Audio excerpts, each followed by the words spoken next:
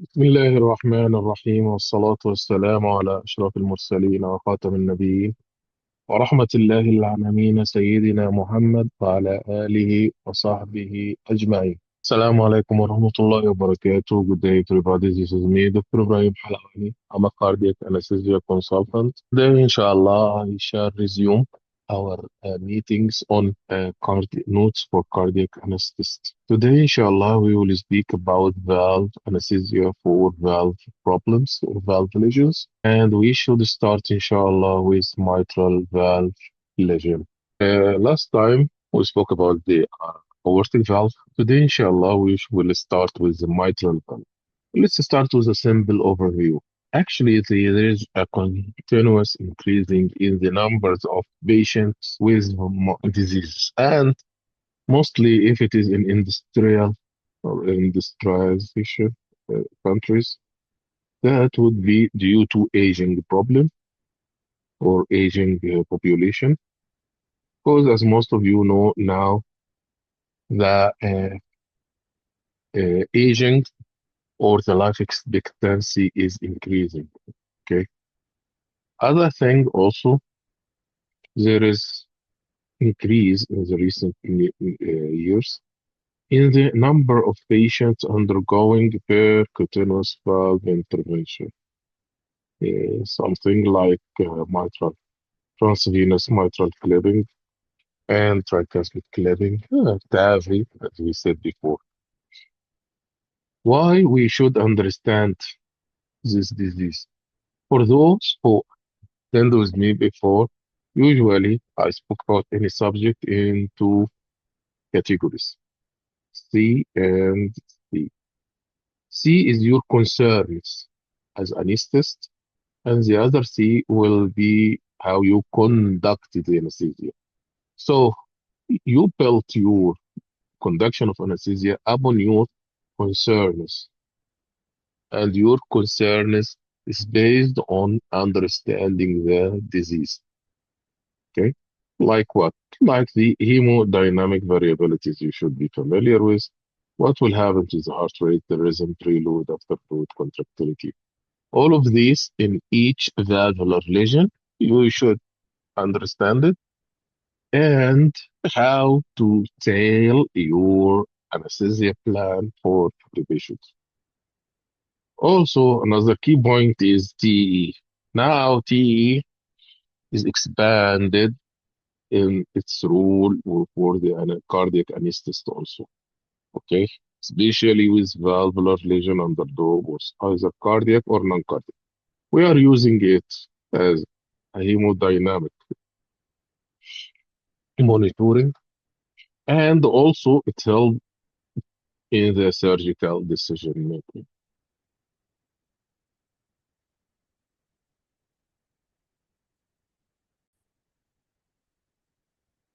Another or additional key point also you should understand it.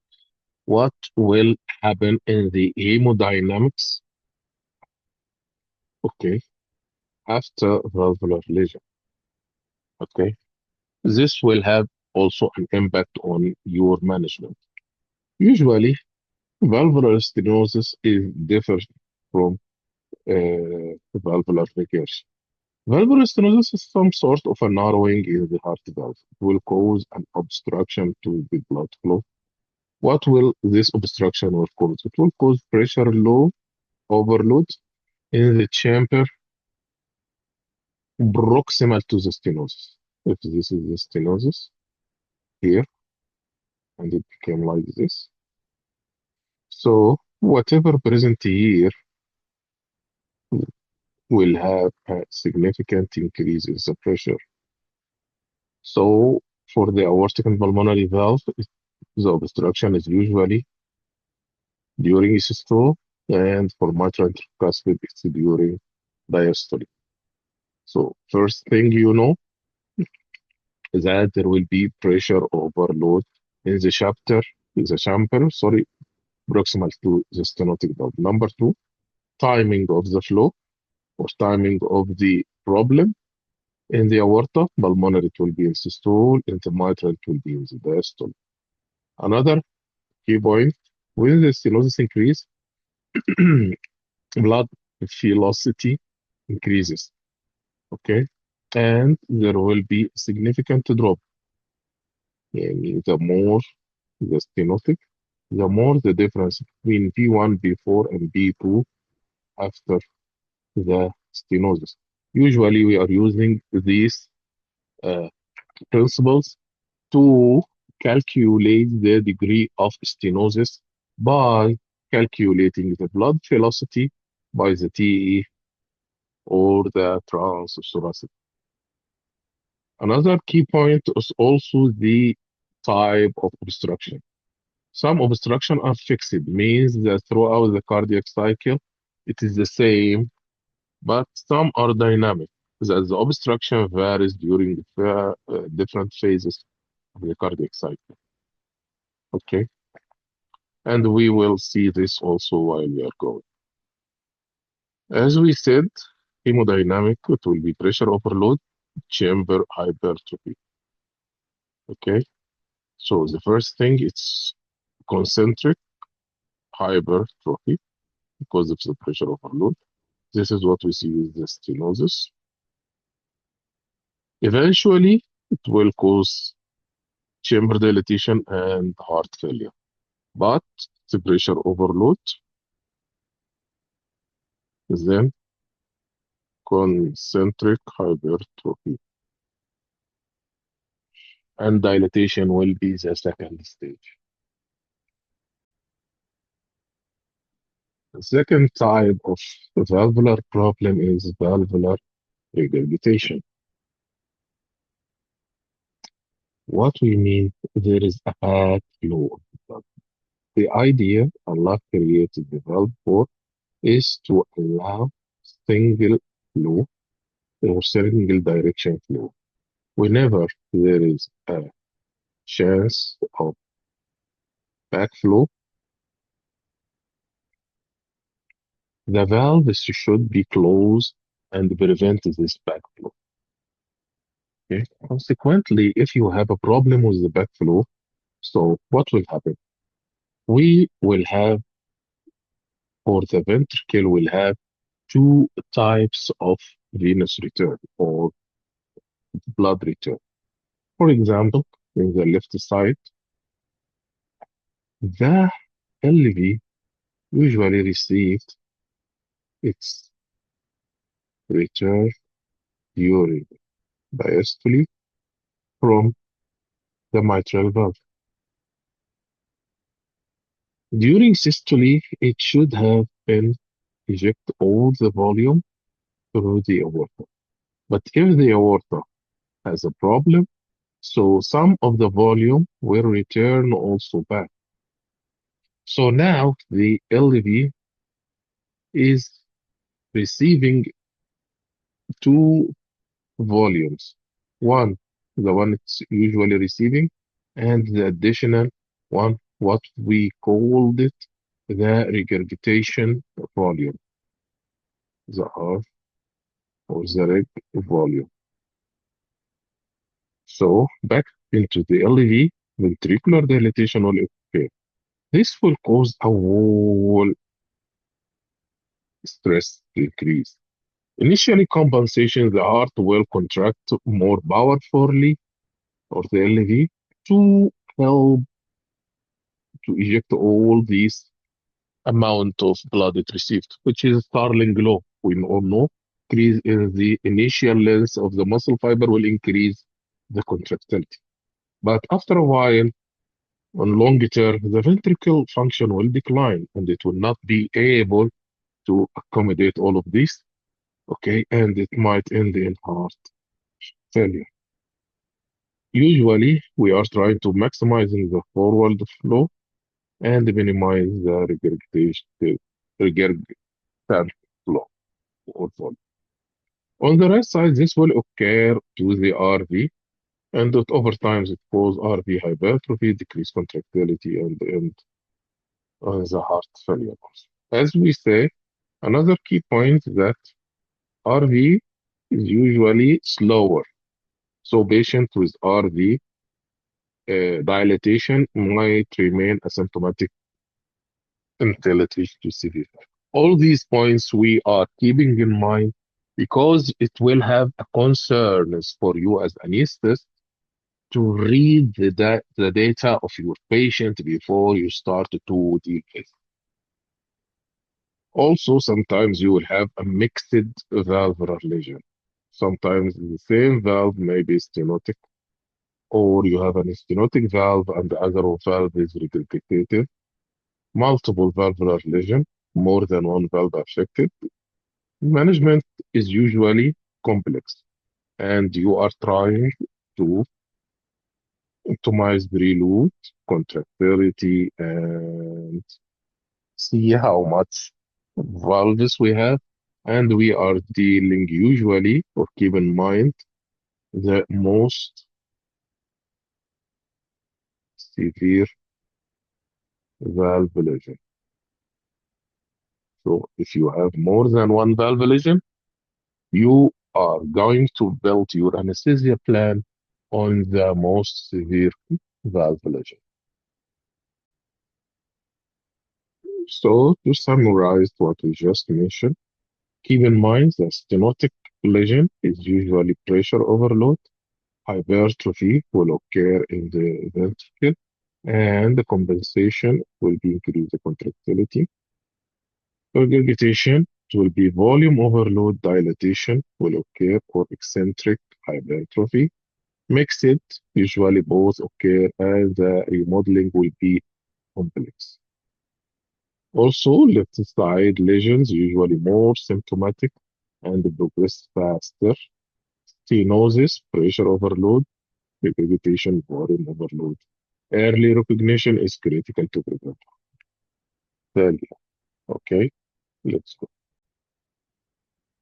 Now let's start to speak about mitral valve and we start about mitral stenosis. What are the concerns I might have as anesthetist? First, let's understand what this mitral stenosis will come from. Usually, it will come from rheumatic heart disease, most common, especially in developing countries. Most usually, they are giving prophylaxis and stuff like this to decrease the incidence. It's more common in females. So, in your consideration, most of the time you will see more females with rheumatic heart disease. It usually affects the mitral valve, but other valves also may involve it. So, when a patient came for you with rheumatic valve disease, you should review all the valves. Okay, it could be pure stenotic and mixed according to the stage of the patient. Other is congenital. Why we speak about congenital? When you find a congenital anomaly, search for others. Calcified mitral valve. This is usually in the aging, old patient, female gender, hypertensive, diabetic, kidney disease, smoking. Okay, and usually you see it with calcified aortic valve. So also, when you have a calcified mitral valve, what is the cause? Why we are searching for the cause? We are not cardiologists, but you search for the cause because the cause that caused the mitral problem might have caused another problem elsewhere.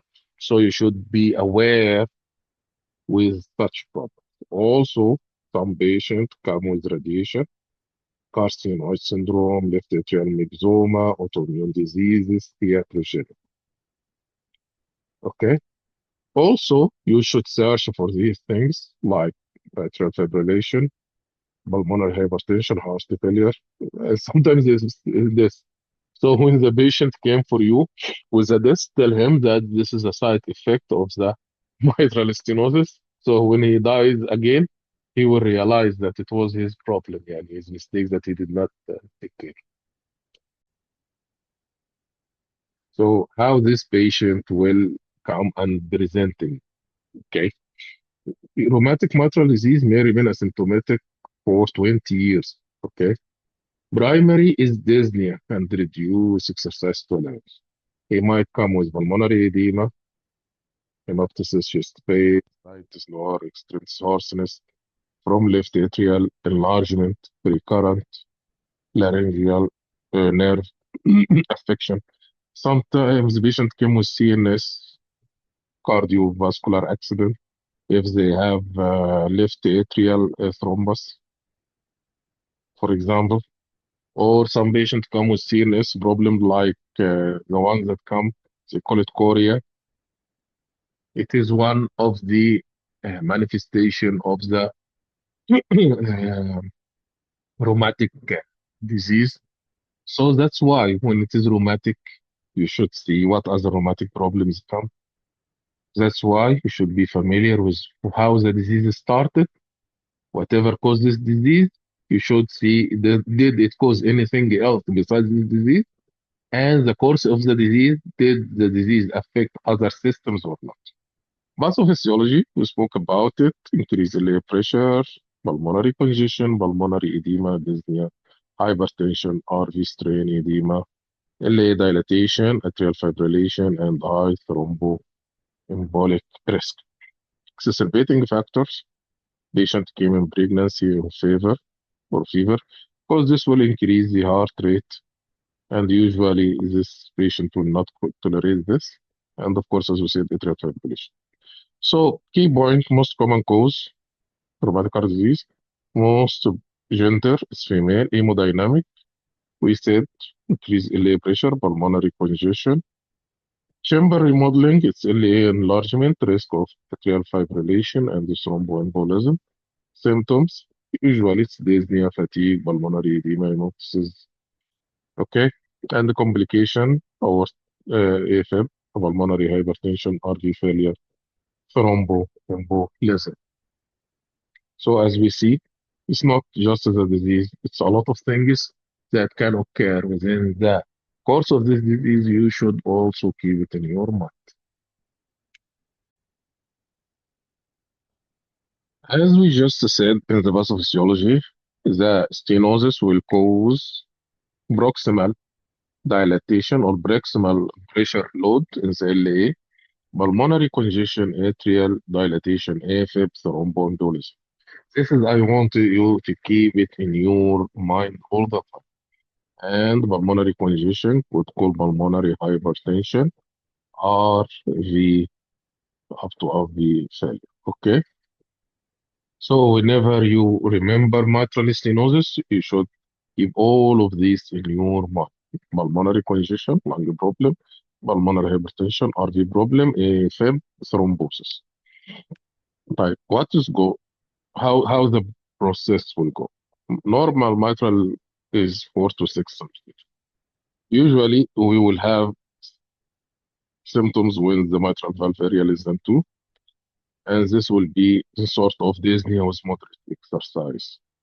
Mild exertion if the mitral area less than 1.5, and even at rest if the patient is less than, or if the area is less than 1 centimeter. Okay, we just spoke about this, but I want to highlight something. You will see that most of the time when you have a mitral stenosis, the LV is normal in size and function. So if you have an LV failure with mitral stenosis, this because RV dilatation. The RV dilatation will lift more and will cause bowing of the interventricular septum. This will decrease the LV and increase the stroke volume and can cause decrease in the LV contractility or output. So keep it in your mind that on the long term, if the RV is hugely dilated, okay, it will cause also affection of the LV, and it will also might cause a TR or tricuspid regurgitation because it will help to vent the RV. Okay,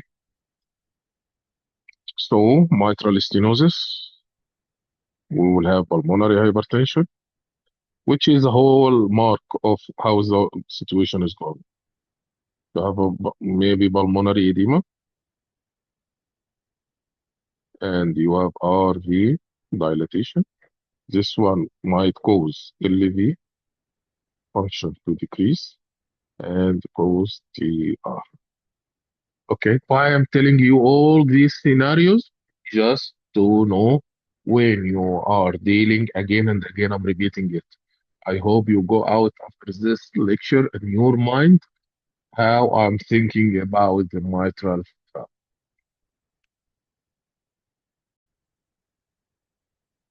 To summarize the key points of what we just mentioned in mitral area, usually it is 4 to 6 centimeter, and symptoms will start at 2 centimeter, and if it is less than one, we consider it severe. LA, it will be dilated and it will cause effect. Then it will reflect on the pulmonary circulation to cause pulmonary hypertension. It will reach the RV, it will cause dilatation and failure. And as a consequence, it could affect the TR. And as a consequence, could affect the LV. Okay, so this is the cue. RV looping, you might be seeing it in MCQs or stuff like this, but I will not. I'm focusing here on practical issues mainly. So now, a patient with, if you remember also, we used to say 4 P's in the anesthesia conduction, 4 P's, patient, procedure, or presenting illness, and place where we're gonna conduct this procedure. So what is the procedure we are doing for the mitral stenosis? Okay, first, when we're gonna do, if it is symptomatic, severe MS, regardless what's the pulmonary issue, or asymptomatic with systolic pulmonary more than 50. Okay, usually if it is mild to moderate, the cardiologist will follow up. Of course, it also depends about the other comorbidities, presence of mixed valvular lesion, and presence of thrombi or not. This all will يعني, guide your or uh, the decision about the MS. One thing is the balloon mitral valvoplasty. It is the first one. Usually, we are doing it in the cardiac cath lab or hybrid OR under GA or conscious sedation. Usually, they are needed GA to use the TE to guide them during the dilatation mechanism. They go, okay, and do it fraction of the commissures and increase the mitral valve area. Patient, usually they go if the patient has commissural fusion or Wilkins score less than 8 to 9. For most of these are the cardiologists who will decide what to do. Usually, sometimes they are not more than moderate regurgitation. But if the patient has, for example, another cause that will lead to go for surgery, like other severe lesion, like he has a thrombi, like other things, خلاص, usually they will go for surgical. And two type also for surgical intervention, okay, which is mitral valve replacement, and mostly it's a replacement. It's a stenosis, usually it's a replacement, and they are going for it for patient who unsuitable for pulmonary, sorry, for balloon mitral valvoplasty, or sometimes the patient say, no, I don't want to follow up. And if you do valvoplasty with in the cath lab, patient has to come and come again and again to see. Okay. Also, if the patient has calcified mitral valve, okay, in this time he will not be able to do ballooning. It will be very dangerous actually. If he has a lot of calcium, if you dislodge any calcium, it will go through the LV to the aorta. Okay. And of course, if it is severe, or the patient will go anyway for surgery. Now, yeah, open or closed mitral commissurectomy, it was a very old procedure and it's very, very largely abandoned. I've never seen it maybe in decades now. Okay. So the takeaway key points: if it is severe symptomatic mitral stenosis or severe asymptomatic mitral stenosis, if you have a high pulmonary artery pressure, usually they will go for intervention. If it is valve, yani the valve morphology is favorable, they will go for balloon mitral valvoplasty. If it is not, usually they will go for surgical. And if the patient is done for the balloon valvoplasty, usually they will go on regular follow-up because restenosis is very common, and sometimes even they will come after some years to do MVR again. You remember, now we will take a patient for mitral valve replacement.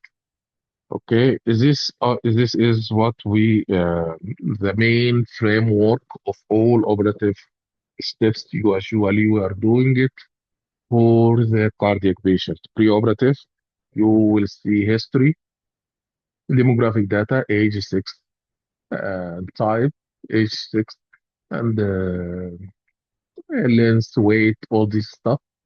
Cardiac, you will go, you remember we said 5 as force, the FIVE function, ischemia, valve problems, and electrophysiology. And the other things we said about the other systems we should go to see it. And then you'll do examination for the vitals, for the airway, for the lineway, and examine the whole patient. And you go for an investigation by the history, recheck the patient plan in the recovery area or the pre-anesthesia area for additional uh,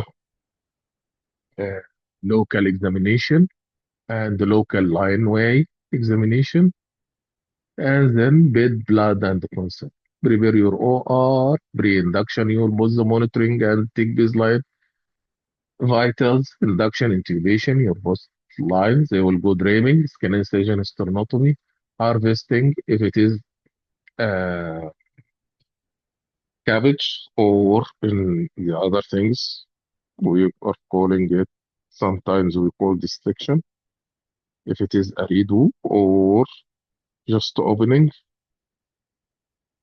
if it is a straightforward uh, valve. Then you will give the heparin, cannulation start, go on bypass, weaning, and the post bypass time is the hemostasis closure, and you will prepare either for extubation or transfer the patient and do the handover. Now we will see in details for the patient with the mitral stenosis. This is an MS coming for MVR. The same, I think we spoke about it in details for all these the conditions. I just want to highlight some issues like take care of the anemia. All of these are modifiable risk factors, like the anemia if the patient hemoglobin is low, or the patient hemoglobin 1C is high, or his tobacco, or his hypertensive. All of these factors are modifiable, okay, risk factors. If you can optimize them, it will help you a lot with the outcome. And this is something you should review with the surgeon. Also, we have a preoperative briefing. You should discuss in details with the surgeon what will go, and also with the perfusionist. Everybody should be there. You will understand how he's gonna do, what he's gonna use, all of these because it will help you to uh, tailing your anesthesia plan. In the holding area, recheck. If you're gonna do pre-medication, cautious, please, because sudden preload reduction or exacerbation of high pulmonary hypertension if the patient get drowsy and his CO2 increases. Okay, you do additional local, as we said, take the vitals and local airway, local lineway, and examine the patient, sculpt his chest. Okay, make sure no pulmonary edema, no lower limb edema, no congested neck veins. All of these telling you that the patient is already in pulmonary edema. Don't go with the patient in frank heart failure to the OR. Try to also optimize him. Bed, Blood and the consent also should be prepared and ready. In the OR, usually prepare your OR as we mentioned in previous lecture, all your instrument for airway or the drugs you are needing. Usually it's anesthesia drugs for the induction and the maintenance and the cardiac support, inotropes, vasoactive and vasodilators. Okay. Now your patient is in pre-induction, post the monitoring. We also speak about it previously. 5-lead ECG is very important. External defib. This is also important because the patient might came with AFib, and if the patient go in rapid AFib, you have to cardiovert and to deal with this. Okay, of course you have the base pulse oximeter and nurse invasive A line while the patient is still awake under local anesthesia and ultrasound guided. Temperatures is usually after the patient to go to sleep. Baseline vitals is very important. Take an ABG, saturation, ACT, and nurse values. Okay, so almost the same as the patient. Now you have connected everything and you will start the conduction. Hemodynamic management. This is very important. What you should take care. Number one, LV preload. Patient highly sensitive to abrupt preload exchange. This is very important. Okay. If you can use transesophageal to monitor, but this is usually occur after intubation, of course. But keep in mind that you might put it after intubation to monitor. To monitor. Okay. Then give adequate preload to maintain the flow across the valve. Too little, low cardiac output, too much pulmonary edema. Okay, heart rate, you want sinus rhythm, you hope sinus rhythm, you love sinus rhythm. Everything is sinus rhythm and avoid tachycardia. Okay, all the flow here is during diastole, as we said. Okay, the flow of the pattern is during diastole. Diastole is the timing remaining after the systole. Systole time is fixed. Okay, it will not change. So if you have a slow heart rate, the time of the diastole will increase. If you have tachycardia, the time of the diastole will decrease. So bradycardia will help you theoretical, but very low heart rate, no, it's very difficult. Okay, contractility. Advanced MS may have reduced by ventricular function. Low RV and LV contractility is also problem. So you might need to start support before, which is rare a little bit, unless the patient is very, very advanced disease. But the key point here is adequate preload so far and heart rate. Don't at least avoid any decrease of the contractility. Okay, avoid any drop in the afterload because he will not be able to compensate, and avoid anything that can cause pulmonary vasoconstriction like hypoxia, hypercapnia, acidosis, and inadequate anesthesia. So don't go intubation until you make sure that the patient is completely. We don't want to bother the pulmonary. Okay, when you have a new AFib, as I just mentioned, consider cardioversion. Should we use pulmonary artery catheter? If the pulmonary pressure is high, yes, better to use it to follow up the pulmonary pressure after changing the valves. Okay. And TE, as we mentioned, it's mandatory in everything. It will help use the preload, the cardiac output, the function. Yeah, and if there is other diseases, and this is later on after implantation. But and even in the pre-bypass time, it will help you massively. Okay. Now we intubate the patient. We put the TE, tie TE temperature probe, central line inserted. You will put, as you said, the pulmonary artery catheter. They will start draping. Why I mention here? Because during draping, it's the time of low surgical stress, patient prone to hypotension, and at this time you must keep focus. Don't give your back to the patient. Okay. The other thing, high skin incision is high stress, so it's prone to hypertension. Usually, you will pay attention here, but the dreaming time is usually uh, a time where nobody or it's not well recognized. Okay, sternotomy, same like skin incision.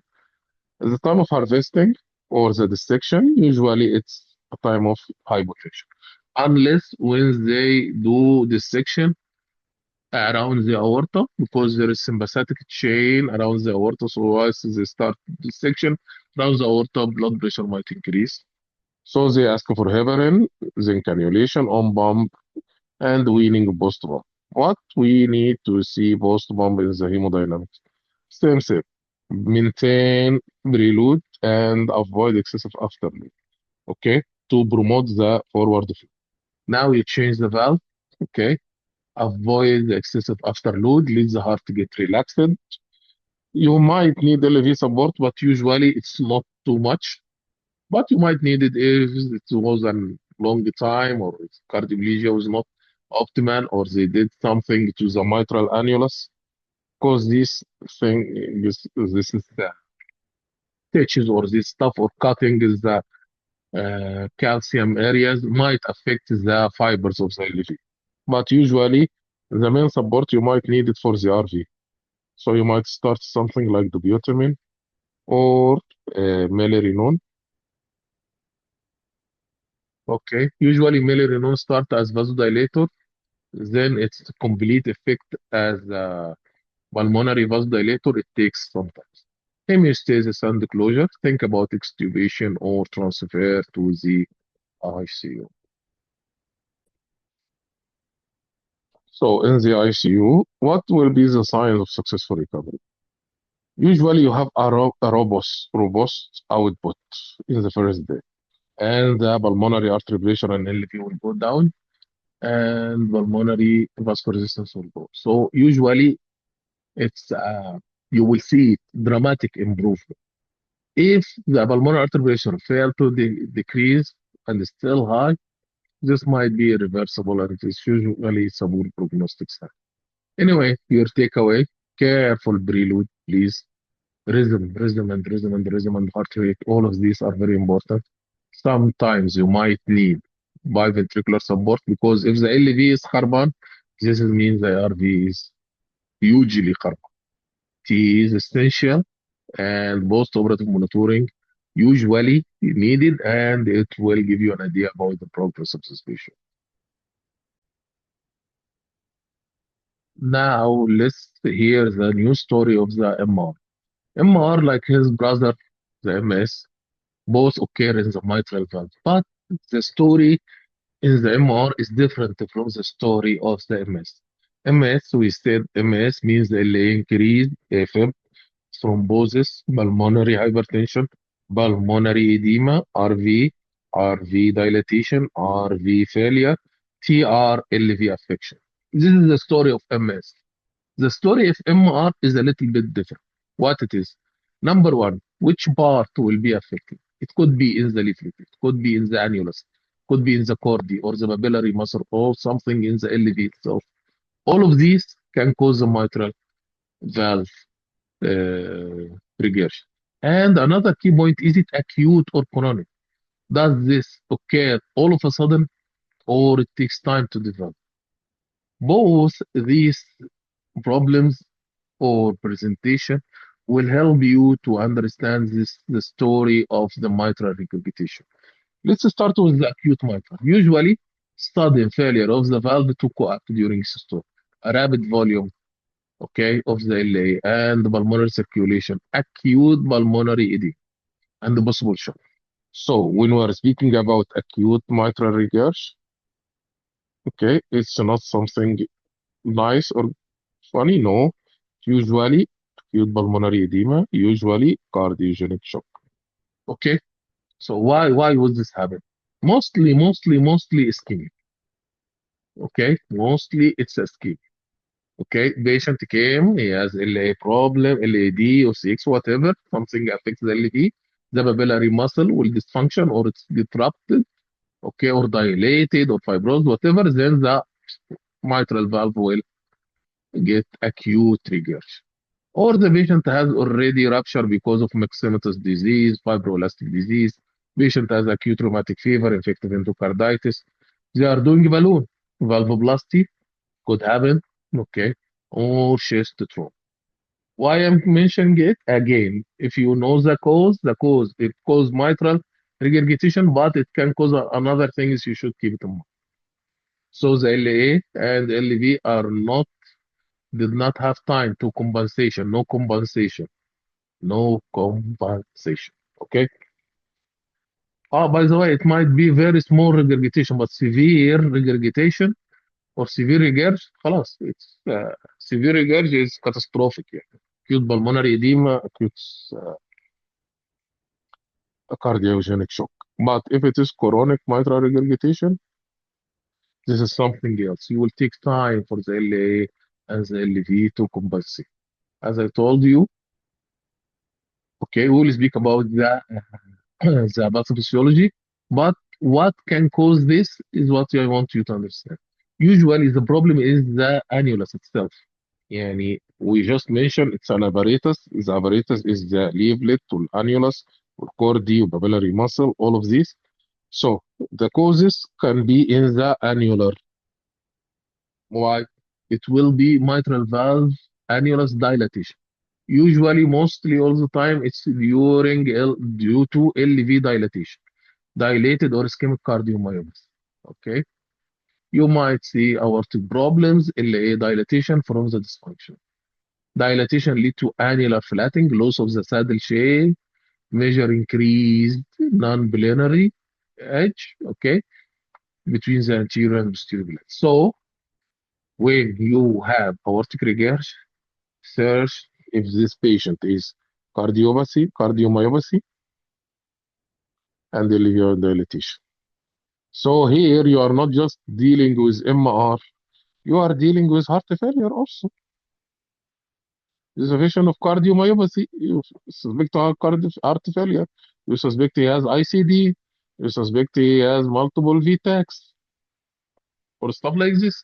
Okay. So it's not just an MR. Okay. Type. If it is a mitral leaflet problem like mitral valve prolapse, usually this is idiopathic, and this is a very nice cold patient. Very nice patient.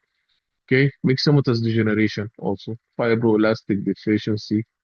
Then fragile endocarditis. When you have endocarditis, you have endocarditis. In other parts of the body, rheumatic fever or ischemic.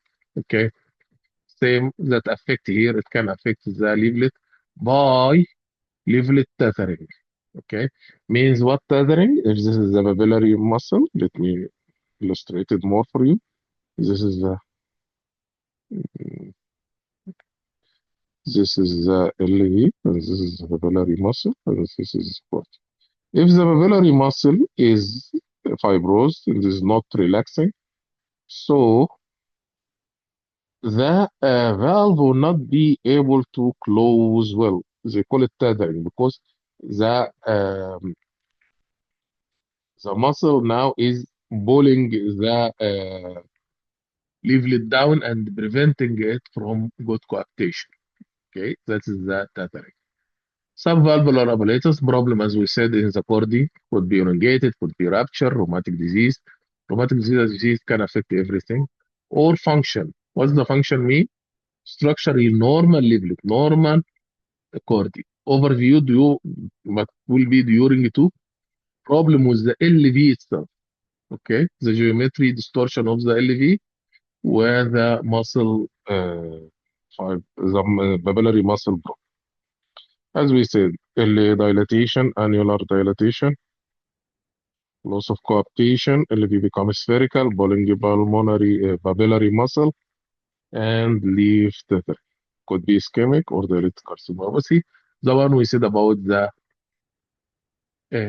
secondary to the LV itself, which is the one we said about the annular dilatation. Okay, this Monsieur Carpentier, he did a classification of the MR. Okay, you can review it also. So clinical key points: acute MR, it's an emergency. You have to run chronic compensation until LV is deteriorated. Functional, it's a problem in the ventricle, maybe not a valve disease. And the Carpentier usually help in the diagnosis and the surgical decision. Okay, small points we need to highlight about the pathophysiology. We just mentioned it, but we will say it now in a more organized fashion. In the acute MR, what will happen? The LV suddenly has to accommodate the normal venous return and the regurgitant volume, just as say coming from the aorta. LV in the systolic pressure rise. The LA with its normal compliance, it will not stretch enough. Both LA and pulmonary veins will get high pressure, pulmonary edema and congestion. In chronic, it takes time. LA dilated, LV go on اللي هو what we call it eccentric hypertrophy, which added sarcomere in serious lengthening rather than thickening. You might see it in some MCQs. This remodeling allow larger stroke volume, lower regurgitant volume, and the part forward to the aorta. Forward stroke volume. Okay. Once LV reached its limits of dilatation, can no longer increase that stroke volume. We will say, خلاص, I'm out of here. Conduct compensation. Okay. And of course, you will see the giant V wave. I think they love it. In acute MR, you have a giant V wave, but in chronic MR, you have blunted or absent V wave. I think we spoke about it many times before, this V wave. Now, our beloved cardiologists and surgeons, they decided they need to do something to this mitral valve. What they gonna do? Repair or replacement? Usually, we aim for repair. Why? Less problems, less what you call it, anticoagulants. Yani, whenever it's doable, it's better to go for the repair. Okay.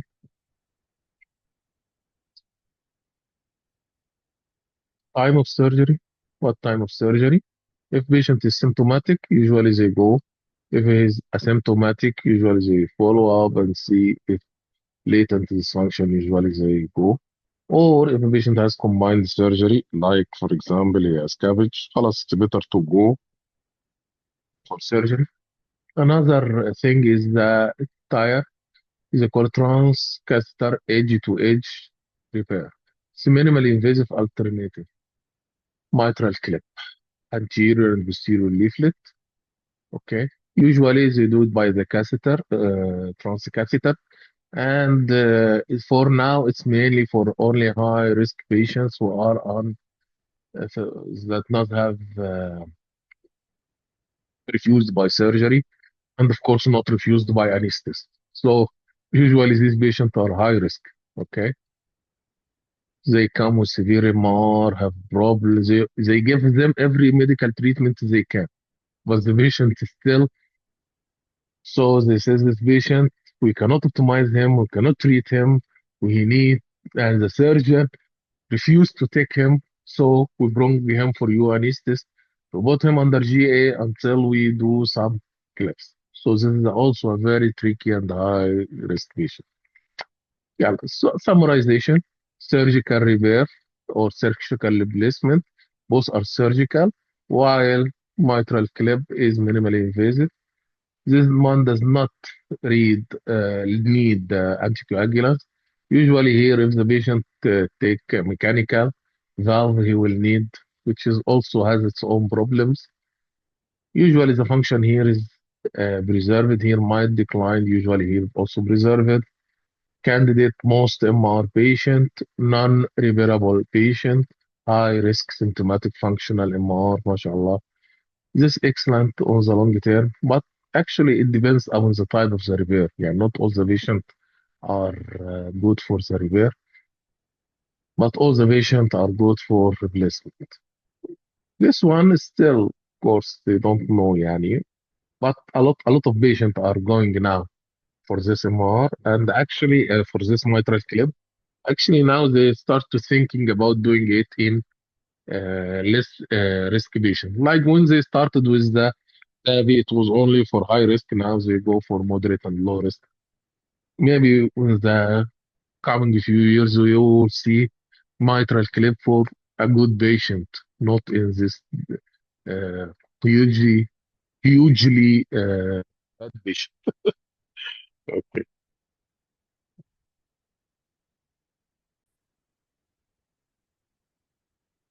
Now we will go rapidly through the items we need to take care of or your consideration during conduction of anesthesia patient for MR. Hemodynamic management. Your goal in the preload is to have adequate. Too much preload means too much regurgitant fraction. Okay, so titrate to the response. Heart rate, normal. We need sinus, we need sinus, we need sinus. And we need high heart rate. Bradycardia is very bad. Bradycardia is not good. And that patient might have an AFib. If you able to have sinus rhythm is the good friend of the anesthetist. Okay. Otherwise, don't let him go much more tacky or much more brady. Okay. Preserve the contractility. You might need to go for support. Choose Dobio and Melerinol. As we said, it will help with the forward flow and will help with the pulmonary afterload. Reduce the afterload. Reduce it. Help the heart to eject. Help the regurgitant volume to not coming back. Okay, avoid hypertension. Don't be in the favor of the regurgitation. Usually, the two main important issues are heart rate, keep the heart rate in the high rate, and sinus, optimize filling, optimize contractility, and avoid any increase of the SPR. This will help you. This one will decrease the time of the regurg. This one will decrease the amount of the regurg. So it will help you during the MR. Pulmonary, of course, avoid anything. Don't mess with the pulmonary vascular resistance. With the pre-med, okay, as we say, try to avoid anything that cause hypoxia or hypercapnia. Induction, we said, keep heart rate 90, preserve contractility, reduce SVR. Avoid increased pressure, increase in the heart rate, increase in the pulmonary vascular resistance. Intraoperative, should we go for pulmonary artery catheter? Usually, yes. Okay. Will help you mainly in the treatment and especially after. Okay. In the weaning, usually this patient might has high um, tendency to the LV problem or dysfunction. Okay. So this patient might need from early or from beginning prophylactic and inotropic support. Okay, especially if his preoperatively has low ejection fraction. Okay, so you might even need some mechanical support. And of course, maintain, please, maintain silence. Okay,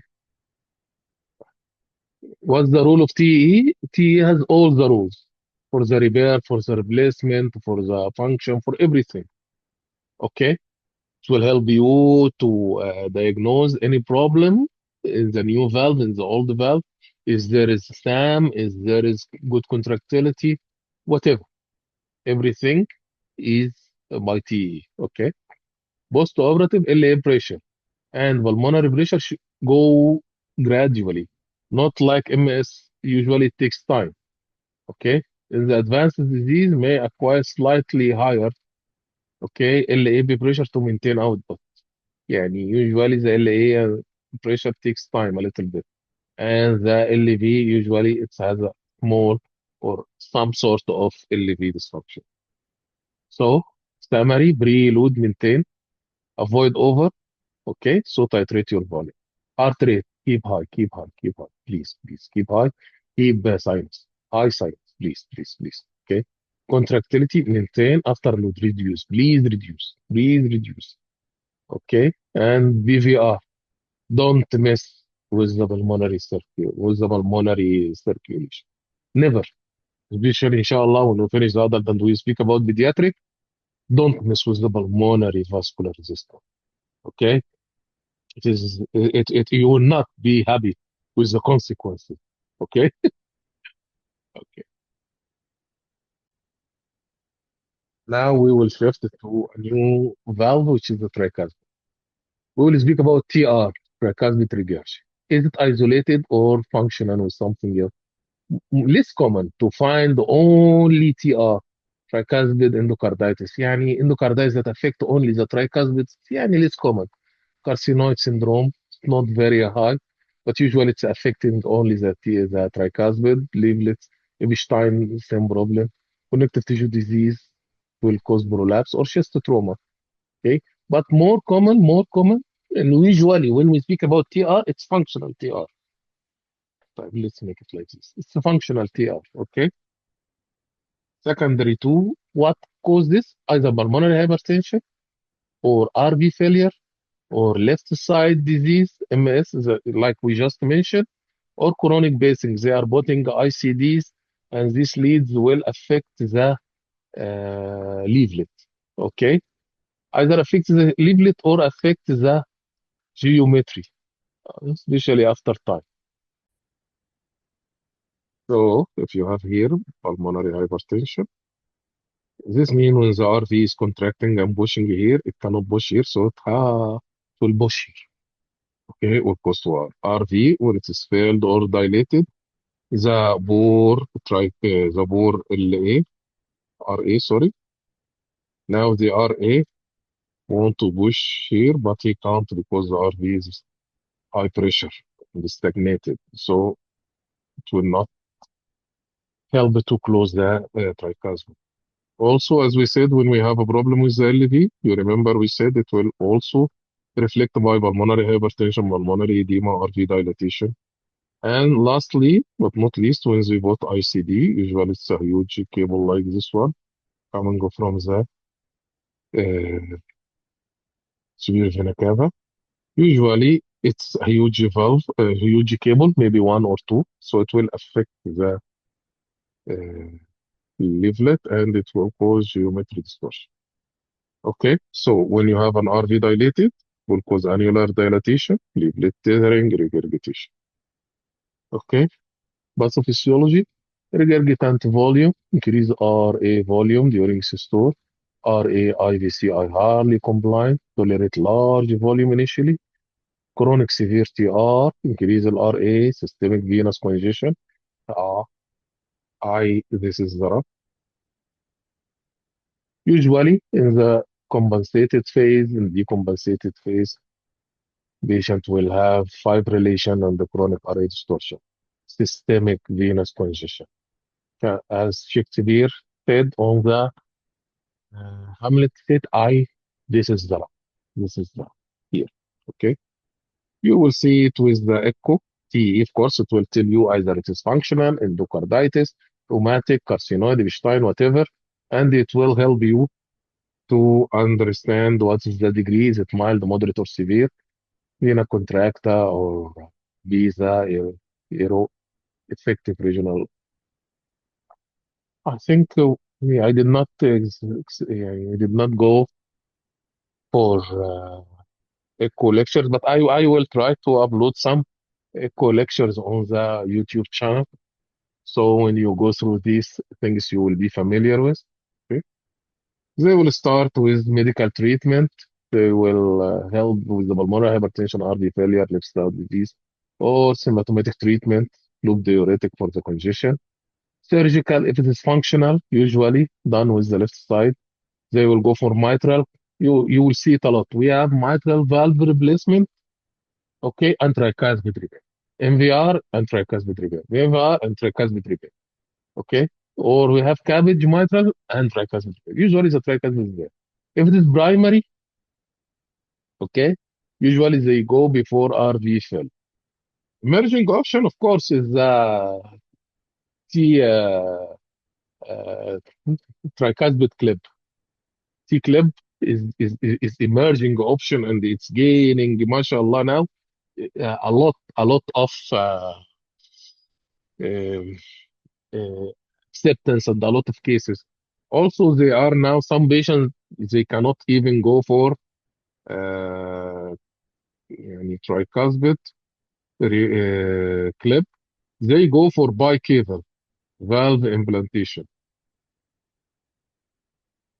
They call it trach valve. Also, we're starting to see cases with this trach valve.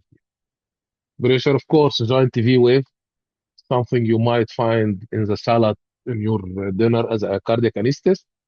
If you go for a restaurant and ask for pressure wave salad, you ask it with a giant V wave, please. Okay. So now we will go with this patient. It's the same thing usually, but I want to highlight something. يعني now he is the regurg valve. Normal high, preserve, maintain afterload. Here, the afterload is not SCVR. Sorry, this is not right. Here, the afterload is mainly BVR. And as I told you, please, please, please, please, please, please, don't waste with the pulmonary circulation. Preserve RP function, maintain sinus, and optimize everything. Okay? This is a quick summary table. Okay. But what I want to highlight is this patient came with systemic, as we said, venous congestion.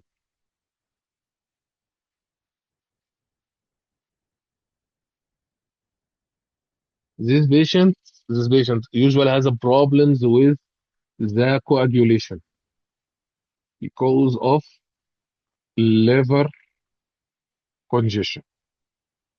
So keep in mind when you have a TR patient, okay, he has a lot of volume in his body. He is on diuretics. So all the problems of the diuretic, keep it in your mind, and coagulation. Okay, usually his liver is suffering from the regurgitation. The last one we'll go for is tricuspid valve stenosis. Very rare, actually. Uncommon. Most common, you will see it with the mitral valve disease. Same causes we saw earlier. The same. You have congenital, very rare. Endocardial fibroelastosis, systemic lupus, infective endocarditis, hyper eosinophilic syndrome, carcinoid syndrome, RA tumor. This is functional. Okay.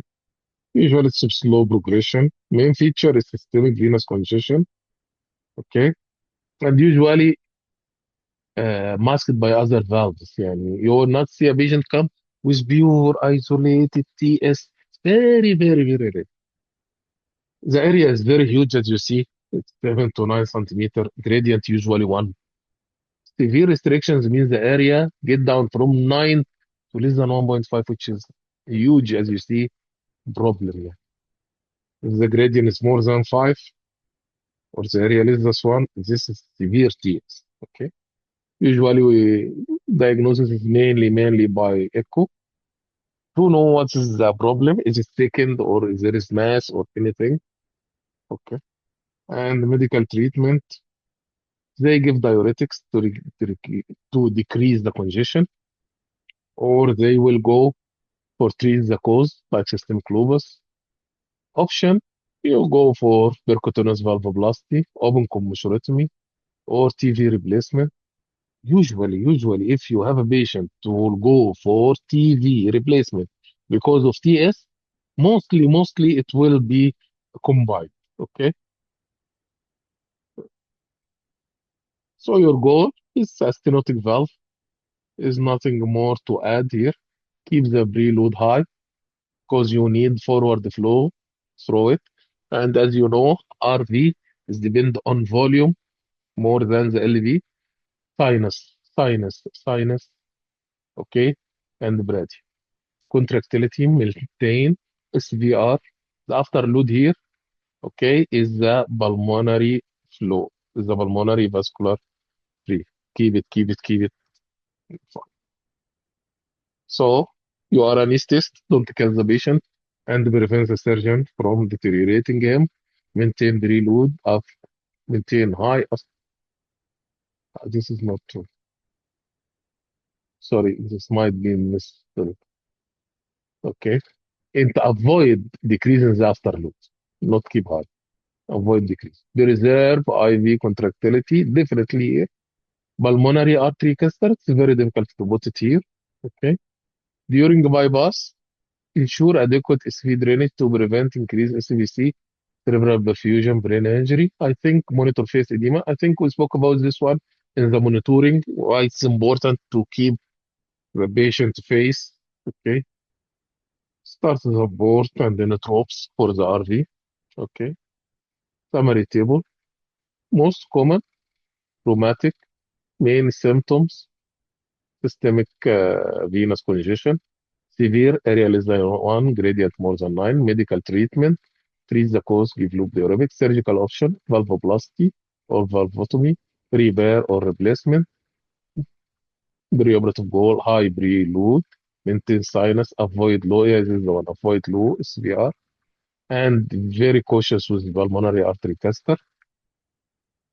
Okay. And I think this will be all. We done with that. Yeah. So today we spoke about the mitral, okay, either mitral regurgitation stenosis and the tricuspid regurgitation stenosis. And we previously spoke about the aorta, previous lecture. So this will be all for today. جزاكم الله خيرا. السلام عليكم ورحمة الله وبركاته.